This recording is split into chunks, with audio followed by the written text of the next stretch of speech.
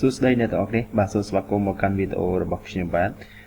ក្នុងវីដេអូនេះខ្ញុំនាំអារម្មណ៍អ្នកទាំងអស់គ្នាឲ្យមកស្វែងយល់លម្អិតបន្តិចទាក់ទងទៅនឹងការប្រើប្រាស់ Facebook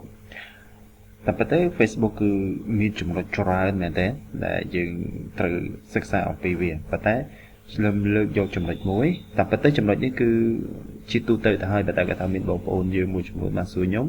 ដែលតាក់ទងទៅនឹងការ tag ដែលគេ tag ផុសជាមួយឈ្មោះគាត់ហើយពាក់ព័ន្ធនឹងរឿងរ៉ាវអីផ្សេងៗអញ្ចឹងគាត់ចង់បិទ tag ចេញគាត់ចង់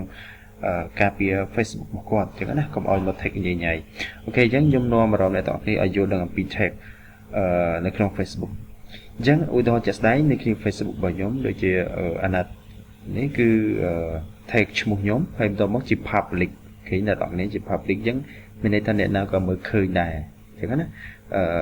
ឃើញការ tag ឃើញការផុសហ្នឹងអញ្ចឹងណាអញ្ចឹងបើសិនបើអ្នកទាំងអស់គ្នាចង់បិទ tag ហ្នឹងខ្ញុំនឹងនាំអារម្មណ៍អ្នកទាំងគ្នាទៅស្វែងយល់ហើយនឹងធ្វើឲ្យវាល្បិតហើយប៉ុន្តែខ្ញុំមិនសូមបញ្ជាក់គឺខ្ញុំធ្វើវានៅក្នុងទូរស័ព្ទដៃព្រោះ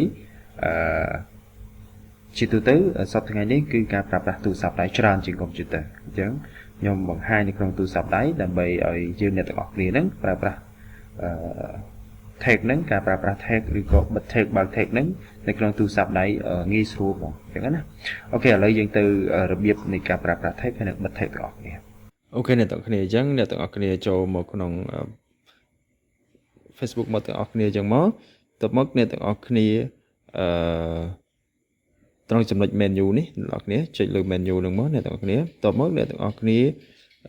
scroll ចុះមកក្រោមអ្នកទាំងអស់គ្នាយកពាក្យថា setting and privacyតមកអ្នកទាំងអស់គ្នាយកពាក្យថា setting តមកអ្នកទាំងអស់គ្នាយកពាក្យថា profile setting បាទយកមួយតមកអ្នកទាំងអស់គ្នាក៏លេខមកមើលចំណុចទី2គឺគេដាក់ថា profile and tagging អ្នកទាំងអស់គ្នាចុចលើចំណុចទី2ហ្នឹងមកតមកអ្នកទាំងអស់គ្នាគេដាក់ថា viewing and sharing អញ្ចឹងនៅចំណុចទី1ដែលគេដាក់ who can post on your profile អញ្ចឹងអ្នកទាំងអស់គ្នាដាក់ only me ក៏បាន friend ក៏បានណាព្រោះ only me មានន័យថាយើងដាក់បានតែយើងទេ post បានតែយើងទេបើសិនបើយើងដាក់ friend មានន័យថាមិត្តភ័ក្តិរបស់យើងអាច post នៅក្នុង profile របស់យើងបានណាយើងខ្ញុំដាក់ only me យើងអ្នកនរគ្នាអាចដាក់ដូចខ្ញុំបានតើបងអ្នកនរគ្នាក៏លេចមើលចំណុចទី2 who can see what other posts on your profile អញ្ចឹងមានន័យថាយើងយក everyone ទៅមានន័យថាអ្វីដែលយើង post គឺគ្រប់គ្នាទាំងអស់គឺអាចមើលឃើញការ post របស់យើងនៅក្នុង Facebook របស់យើងអញ្ចឹងណាអូខេចំណុចទី3គឺ allow other to share your post to their story ជាមានន័យថាយើងអាចអនុញ្ញាតឲ្យpost របស់យើងហ្នឹងគឺដាក់នៅក្នុង story បានអញ្ចឹងយើងយក yes ទៅហ្នឹងហើយបើឥឡូវវាមាន story អញ្ចឹងណា update ថ្មីរបស់ Facebook update យូរហើយអញ្ចឹងណាចំណុចដែលខ្ញុំចង់បង្ហាញតាក់ទងនឹង tagging ណា tagging នេះគឺ who can see a post you tagging and in your profile អញ្ចឹងអ្នកទាំងអស់គ្នាក៏លេខត្រង់ចំណុចនេះគឺខ្ញុំដាក់ everyone អញ្ចឹងបើសិនបើយើងដាក់ everyone មានន័យថាគេអាច tag ពេលដែលគេ post គេអាច tag ឈ្មោះយើងជាមួយនឹង post នឹងបានណាប៉ុន្តែបើសិនបើយើងយកមិនចង់ទេយើងមិនចង់ទេយើងយក only me គឺមានន័យថាការ tag របស់គេអាច tag បានប៉ុន្តែគេអត់បង្ហាញឈ្មោះរបស់យើងទេមានន័យថា post ហ្នឹងគឺអត់បង្ហាញនៅក្នុងprofile របស់យើងទេអត់ឃើញទេអត់មាននរណាម្នាក់ឃើញទេអញ្ចឹងណាយើងកន្លែងត្រង់ចំណុចនេះដែលខ្ញុំចង់បង្ហាញអ្នកទាំងអស់គ្នាណាអូខេអ្នកទាំងអស់គ្នាខ្ញុំនឹងបញ្យល់អ្នកទាំងអស់គ្នាមួយលម្អិតចំណុចទី1 everyone មានន័យថា everyone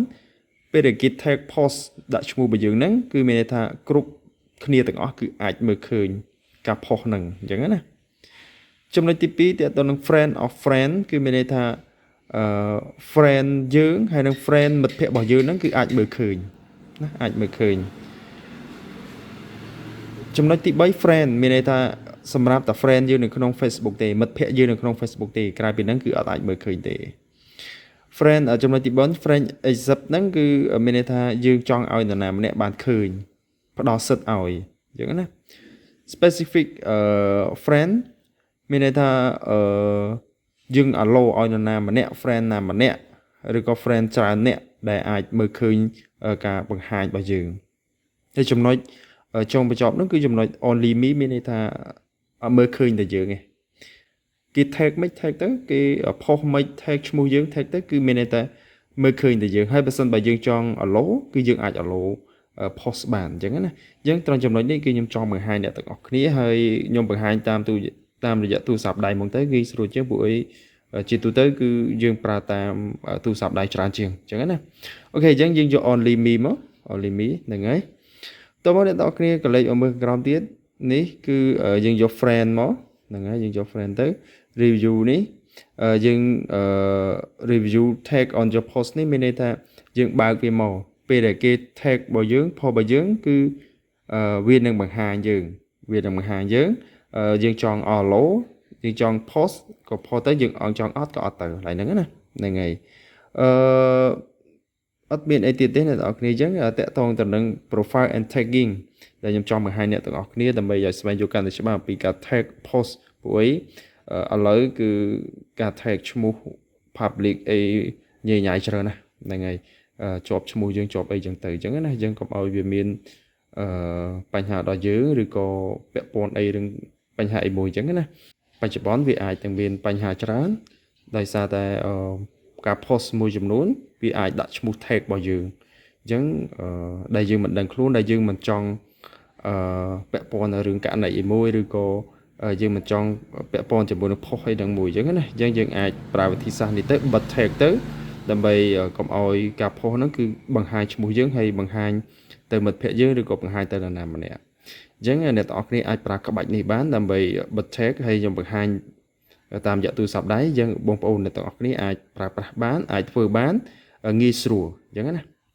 អូខេអញ្ចឹងវីដេអូរបស់ខ្ញុំគឺមានតែប៉ុណ្្នឹងទេសម្រាប់បង្ហាញអ្នកទាំងអស់គ្នាសង្ឃឹមថាអ្នកទាំងអស់គ្នាអាចធ្វើវាបានអូខេអរគុណ